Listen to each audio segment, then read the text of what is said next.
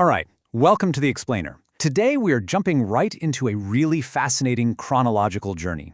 We're going to explore humanity's age-old quest to model its spatial reality. Think of it kind of like a deep dive into how we've been trying to capture, code, and just generally comprehend the physical world around us for thousands of years. It's this epic story of science, art, survival, and technology all rolled into one. But before we look at where we are today, I want you to consider this exact provocation. What would our world actually look like today if there were no maps? Could our ancient ancestors have sailed to foreign, uncharted shores and successfully found their way home again?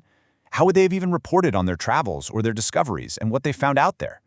Maps are arguably the ultimate interface between our environment and the human mind. So how on earth did early navigators manage to function without the digital safety net we all carry in our pockets right now? Okay, let's dive into this. If we think of cartography as this highly complex operating system that humanity has been collectively coding for millennia, we can actually track these monumental upgrades. We're talking from the early period all the way back in 25,000 BC, zooming through antiquity in the 8th century BC and the Middle Ages in the 5th century into the explosive modern period of the 15th century and finally landing on the digital revolution of the 1970s. Each one of these epochs represents a complete total paradigm shift in how we visualized our Earth. Let's start with our very first artifact to see how this builds our foundation. Think of this as MapOS 1.0. This is an engraving on a mammoth tusk, discovered back in 1962 near Pavlov in the present-day Czech Republic, and it dates all the way back to roughly 25,000 BC. Now, what's really fascinating about this artifact is the intense historical debate surrounding it. Is it purely abstract, or is it literally humanity's very first map?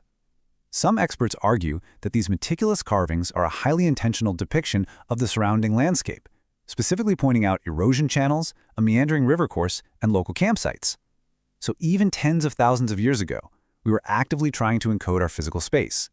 Let's fast forward a bit to Egypt around 1150 BC to check out what is widely considered the first map on papyrus. Discovered in 1824, it's kept in the Egyptian Museum in Turin today. This is actually a highly detailed depiction of a gold mine, and the cartographer used this really unique visual technique. The mountains aren't drawn from a top-down bird's-eye view. Instead, they're depicted using turned-down profiles. It's just an amazing, super early solution to the incredibly complex problem of representing a 3D landscape on a flat 2D surface. Moving right along into antiquity, the Greeks deliver a massive theoretical update to our cartographic system. Up until this point, early civilizations in Egypt and Mesopotamia largely viewed the Earth's surface as flat, or maybe as a disk. But around 340 BC, Aristotle actually proved the spherical shape of the Earth. And this was a monumental leap. Because the Earth was finally understood as a sphere, it allowed for the absolutely crucial introduction of geographical coordinates, specifically longitudes and latitudes. Suddenly, locations had a strict geometric basis. We went from just drawing pictures of the ground to literally calculating the curvature of a planet. Well, when worldviews shift again, the maps change with them. Welcome to the Middle Ages. The maps from this era, like the incredibly famous Ibstorf World Map, are wildly different. Created around the year 1300, this thing is massive, about 3.6 meters in diameter. But the primary goal here was absolutely not geographic accuracy. Instead, these maps serve deep religious and theological purposes. The map is actually oriented to the east, and it places Jerusalem dead in the center. In fact, the whole map is structured as the body of Jesus Christ, with his head, hands, and feet protruding right out of the circular frame. For hundreds of years, maps were way more about navigating faith than navigating physical terrain. But as the late Middle Ages progressed, emerging sea travel demanded a renewed focus on strict geographic precision. Those religious representations just weren't going to cut it for sailors trying to survive crossing oceans. This urgent need ushered in the next major hardware upgrade for cartography, the transition back to 3D spherical physical representations. In the German-speaking world, they called this the Erdapal, which literally translates to Earth Apple. It was a complete reinvention of how spatial data was modeled. And here is the physical manifestation of that upgrade, the Beheim globe. It was created in Nuremberg in 1492 and 1493 by Martin Beheim, and it is the oldest known preserved globe in the entire world. The crucial point here is how this single object represents the collision of ancient knowledge and cutting-edge discovery. Bahame basically merged the ancient geographical coordinates of Ptolemy, which had just been rediscovered thanks to the newly invented printing press, with fresh, real-time travel reports from Portuguese sailors exploring the coast of West Africa. This wasn't just a map. This was the ultimate high-tech geographical database of the 15th century. And speaking of high-tech for the time, get a load of this system update. In 1569, a cartographer named Gerardus Mercator developed a map specifically designed for that booming era of sea travel. Mercator cracked a huge technological problem for navigation. He created an angle-preserving projection. This meant that, for the very first time, a ship's constant compass course could be drawn as a continuous, straight line right on a flat map. This basically prevented sailors from accidentally sailing in circles. It might look totally normal to us today, but back in the 16th century, this mathematical achievement completely revolutionized global navigation and trade. So, skipping ahead into the 18th and 19th centuries, the driving force behind mapmaking shifts yet again, this time heavily towards military needs and state administration, and that required exact mathematical topographical surveys. Take the Kurhanoverschi Landesaufnahme from Germany, a beautifully dense, large-scale survey map.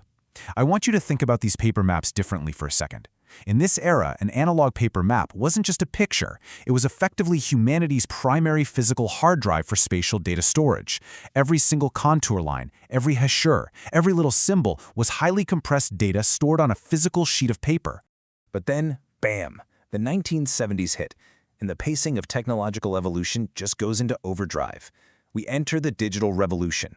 Suddenly, we aren't just drawing maps anymore. We are actively scanning the entire planet.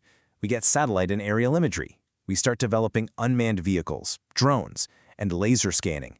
The military releases global navigation satellite systems, which is what we all know today as GPS, and we create geographic information systems, or GIS, just to process all of it. In the blink of an eye, the entire pipeline of geospatial data collection and analysis is digitized. Here's the really mind-bending part of all this, a fundamental conceptual shift. In the past, exactly like we just talked about, the printed paper map was the physical data storage medium. If you lost the map, you literally lost the data. But in our present digital era, the map doesn't store a thing. The digital databases sitting on servers hold all the raw geodata. The map you see on your screen is merely a dynamic, temporary visual interface used to interpret that underlying database. The map literally became software. Now, as you can probably guess, this caused a bit of an uproar in the industry. The 1970s and 1980s actually triggered what experts call a cartography identity crisis. For centuries, cartographers were manual artists. They were master draftsmen. Suddenly, all their intricate manual artistry was being replaced by automated screen databases. And let's be honest, those early digital maps were often sober, simple, and sometimes quite ugly compared to the beautiful copper engravings of the past.